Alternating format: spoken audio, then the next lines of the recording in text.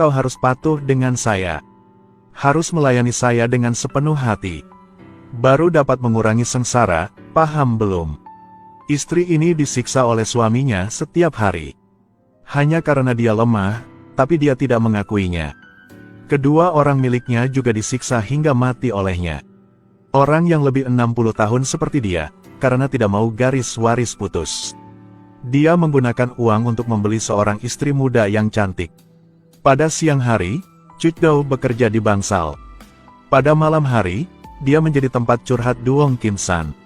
Malam itu, tiba-tiba mendengar suara minta tolong Chutdao. Suara itu membangunkan pria ini. Tidak bisa tahan lagi, dia harus pergi memeriksa. Meskipun dia tahu bahwa Chutdao dianiaya oleh suaminya yang tua. Dia tidak berani naik ke sana untuk menghentikan orang tua itu. Nama pria ini Duong Tin Tan. Setelah orang tuanya meninggal, dia diadopsi oleh Duong Kim San. Keduanya saling memanggil paman dan keponakan. Hien Tan, yang selalu hidup di bawah tekanan Duong Kim San. Meskipun dia telah menikah dengan 3 istri. Tapi Duong Kim San tetap tidak mau mengeluarkan uang untuk Tin Tan menikah. Membuat Tin Tan telah menghabiskan 40 tahun. Tapi masih belum menyentuh seorang wanita apapun. Malam itu, setelah bangun, dia tidak bisa tidur lagi. Begitu pagi, beri makan ternak. Tiba-tiba mendengar gerakan di dinding. Melihat melalui lubang di dinding. Itu adalah suara Chutdao sedang mandi di bak mandi. Pertama kali Tian Tan melihat tubuh wanita. Dia langsung membeku. Tiba-tiba ada teriakan keledai. Tin Tan terkejut. Untungnya, dia tidak ketahuannya. Keesokan harinya, setelah malam disiksa oleh Kim San, dia lelah dan keluar dari ruang. Tin Tan mencoba memperbesar lubang di dinding. Tiba-tiba Chutdao muncul di belakang. Kedua sisi terkejut ketika mereka melihat satu sama lain. Tin Tan panik dan lari dari tempat kejadian. Tapi Chutdao melihat lubang di dinding. Dia panik dan tidak tahu harus berbuat apa. Dia hanya bisa bergegas menutupi lubang dengan rumput. Ketika Tin Tan kembali dan menemukan bahwa Chutdao membantunya bersembunyi hal itu, langsung merasa malu. Beberapa hari kemudian, Tin Tan tuh kembali. Dalam perjalanan, dia bertemu dengan Chutdao. Melihat wajahnya yang penuh dengan luka, Tin Tan dan dengan cepat bertanya, "Nona, ada apa dengan wajahmu? Ketika bekerja, aku tidak sengaja jatuh. Mengapa tanganmu luka seperti itu?" Omong kosong, jangan tanya lagi. Sebenarnya, di dalam hatinya, Tin Tan mengerti dengan jelas. Saat ini, suara penyembelihan babi terdengar di dalam rumah. Chutdao merasa bahwa dia dan babi itu tidak jauh berbeda. "Kau dapat mendengar itu enggak? Babi itu sedang menangis untuk saya." Setelah berkata itu, dia patah hati untuk pulang. Malam hari, Duong Kim San mulai menyiksa Chutdao. Mendengar suara Chutdao menangis lagi, Tin Tan tidak bisa menahan diri lagi. Dia memegang pisau bedah babi dan ingin bergegas masuk ke dalam rumah. Tetapi akhirnya, dia masih belum cukup berani. Hanya bisa dengan marah memotong tangga. Keesokan paginya, Chutdao menemukan pisau di tangga. Dia tahu bahwa Tin Tan adalah pelakunya. Jadi dia menggunakan pakaiannya untuk menyembunyikannya. Sekarang Tin Tan sedang duduk dan mengintip Chutdao. Dan dia akan mandi sekarang. Dia tahu bahwa Tin Tan akan mengintipnya. Jadi dia berinisiatif untuk menyeret tumpuk jerami ke tempat lain. Dia sengaja membiarkan Tin Tan melihat lukanya. Dan ingin memintanya untuk membebaskannya. Tin Tan, meskipun dia sangat sayang Chutdao, tetapi dia lemah dan tidak berani. Akhirnya, ketika dua orang yang bekerja di bangsal, Chutdao tiba-tiba memberitahu Tin Tan. "Tian Tan, aku memberitahumu ini. Cepat atau lambat dia akan membunuhku. Waktu ini memang sangat sulit. Tin Tan, aku memberitahumu dengan jujur. Dia tidak menganggapmu sebagai kerabatnya. Dia akan menyiksamu juga. Aku benar-benar tidak bisa tahan lagi. Tolong selamatkan saya." Tin Tan tidak dengarkan semuanya. Tapi dia tidak bisa diganggu tentang itu. Yang tak terduga adalah keberuntungan telah datang ke Tin Tan dengan sangat cepat. Hari itu, keledai dari bangsal pewarnaan tiba-tiba mati. Duong Kim San buru-buru menggiring keledainya ke jalan untuk memeriksa. Di sana dia pergi selama beberapa hari tanpa kembali. Di bangsal pencelupan, hanya ada Tin Tan dan Cuc Dao. Mengambil kesempatan yang langka ini, Cuc Dao berjalan di depan Tin Tan. Dengan tegas mengambil sepotong kentang dari mulutnya. Lalu memasukkannya ke dalam mulutnya. Di mulut Tin Tan berkata, "Jangan lakukan itu." Tetapi dalam hatinya, dia tidak bisa menolak. Ketika Cuc Dao mengatakan seks, dia tidak tahan lagi. Tidak lama setelah itu, Cuc Dao mendapat kabar baik. Duong Kim San sangat senang sampai buang air besar di celananya. Berpikir bahwa pedang karunnya belum tua. Bersemangat berlari untuk meminta leluhurnya untuk membiarkan Cuc Dao melahirkan putra. Beberapa bulan kemudian, Cuc Dao melahirkan seorang anak laki-laki. Duong Kim San dengan gembira segera memanggil, "Anak saya." Tin Tan hanya bisa bersembunyi di sudut untuk bahagia. Anak itu dinamai Duong Tin, dipanggil Tin Bah. Yang gila adalah, Tin Bah dan Tin Tan memiliki peran yang sama.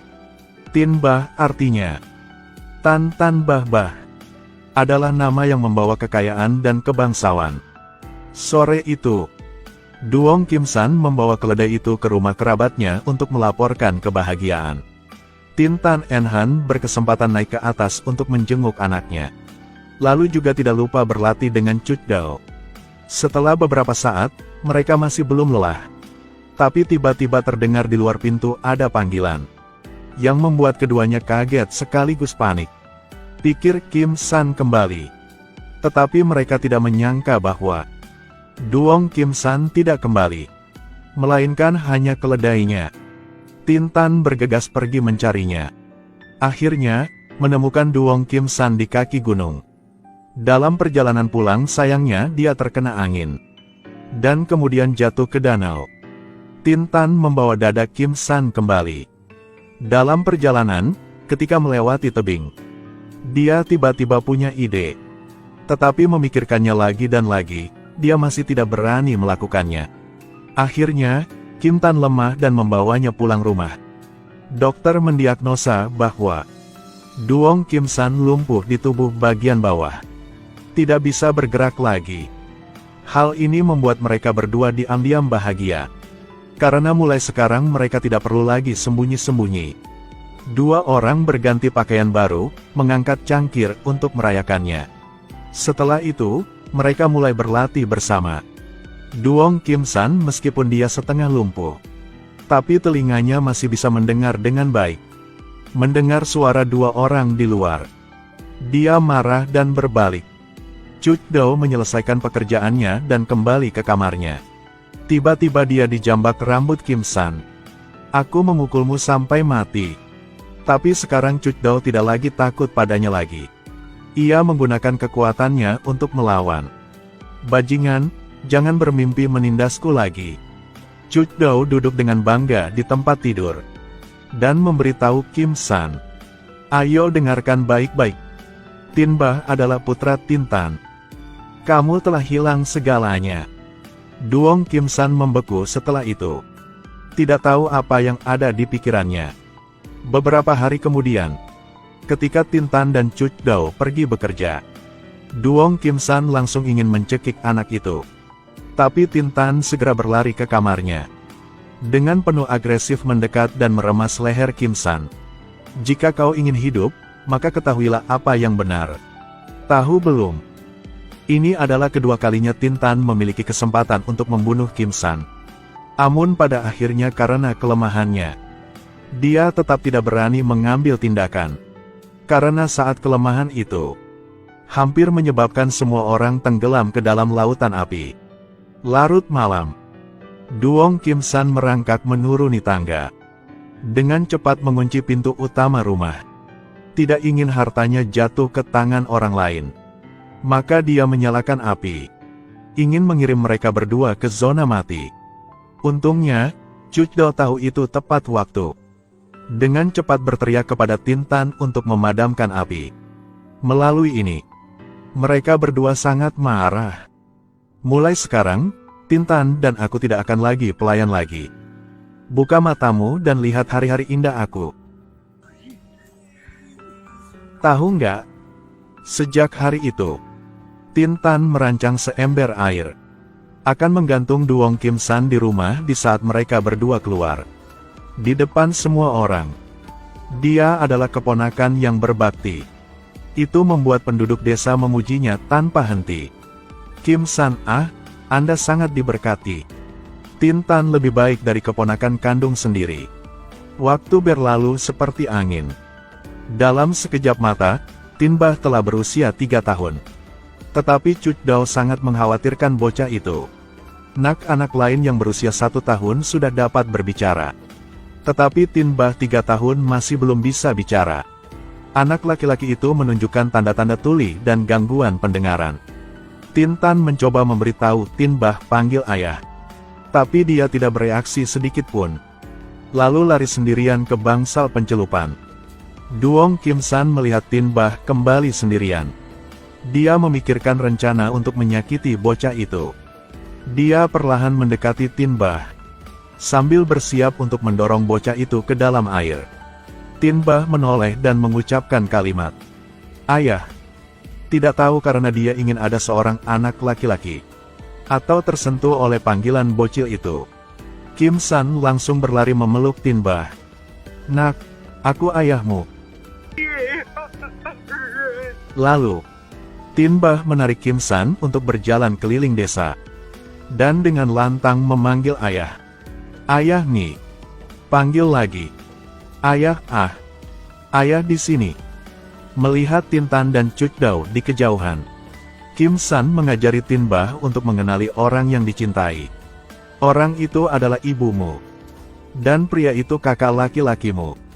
Adapun aku ayahmu. Adalah ayahmu. Iya, memang anakku. Paham belum? Jangan lupa ya. Nanti, terus memanggilnya seperti itu. Dua orang sangat marah. Malam hari, Cuc Dao menghibur Tin Tan. Bocah itu masih muda dan tidak mengerti apa-apa. Tunggu dia dewasa dan segalanya akan berbeda. Hari itu, desa mengadakan pesta untuk merayakan 3 tahun Tin Bah. Menurut adat, Tin Tan harus memberi selamat kepada sepupunya. Dia mengambil secangkir anggur. Kesulitan mengucapkan sepatah kata pun di depan semua orang. Tin Bah, saudara baikku. Kemudian menangis dan menderita.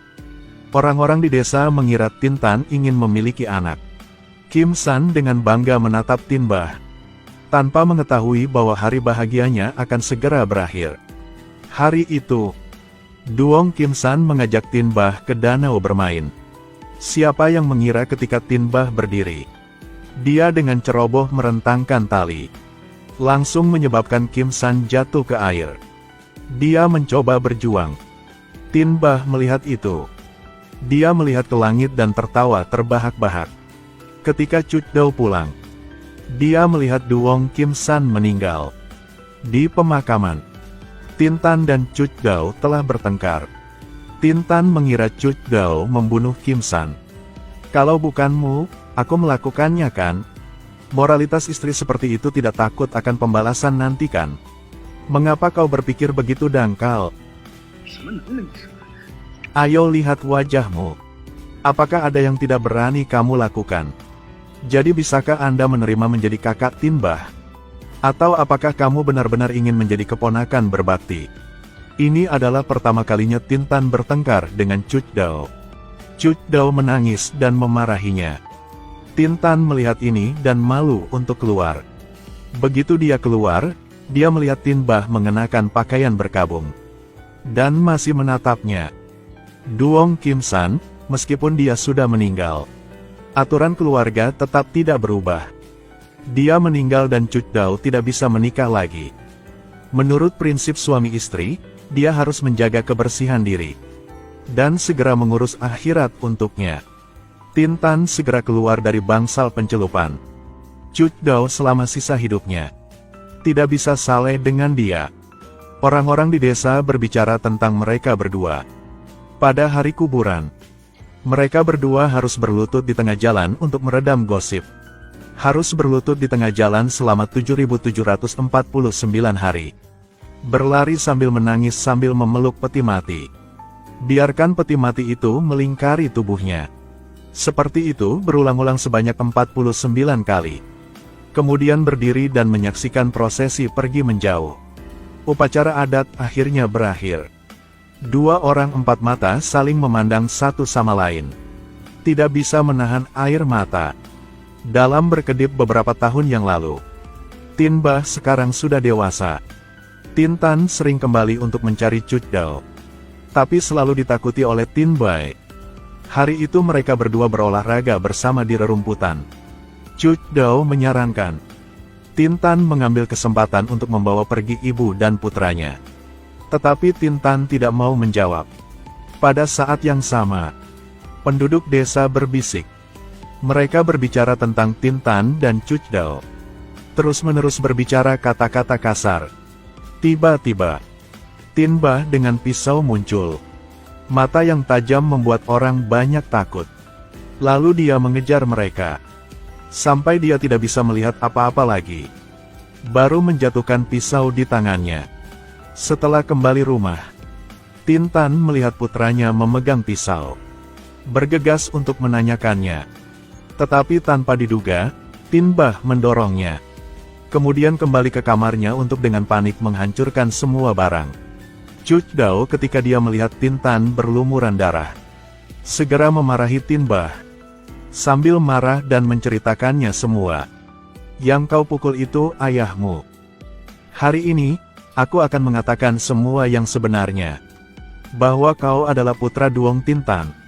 Sayangnya Cuc Dao terlambat dikatakan. Beberapa hari kemudian, keduanya turun ke ruang rahasia untuk bertindak. Tapi udaranya terlalu tipis. Tak lama kemudian, mereka berdua kehilangan kesadaran. Tin Bah berlari kemana-mana mencari ibu.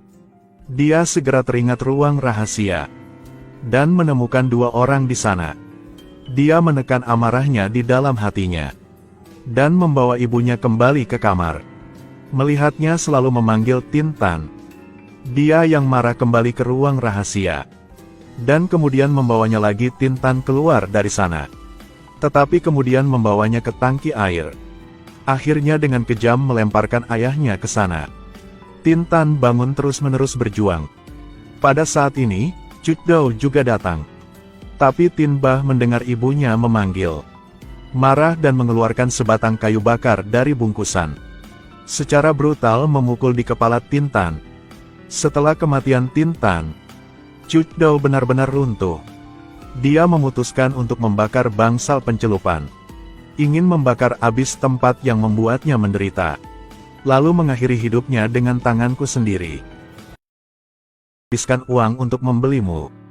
Jadi kau harus patuh dengan saya. Harus melayani saya dengan sepenuh hati.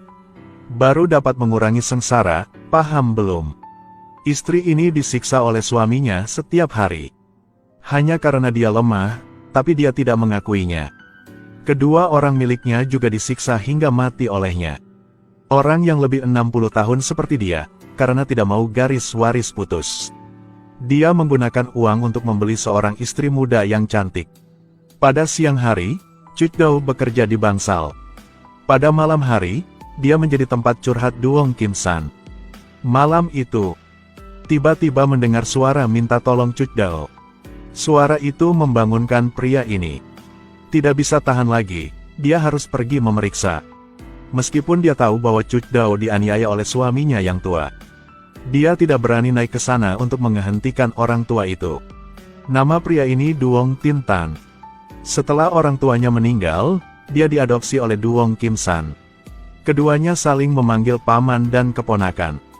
Hien Tan, yang selalu hidup di bawah tekanan Duong Kim San. Meskipun dia telah menikah dengan 3 istri. Tapi Duong Kim San tetap tidak mau mengeluarkan uang untuk Tin Tan menikah. Membuat Tin Tan telah menghabiskan 40 tahun. Tapi masih belum menyentuh seorang wanita apapun.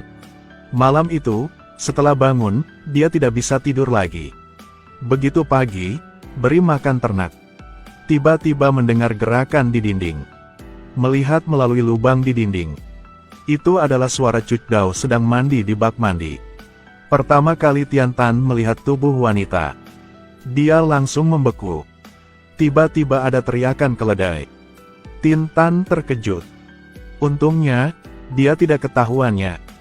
Keesokan harinya, setelah malam disiksa oleh Kim San, dia lelah dan keluar dari ruang. Tian Tan mencoba memperbesar lubang di dinding. Tiba-tiba Cucdao muncul di belakang. Kedua sisi terkejut ketika mereka melihat satu sama lain.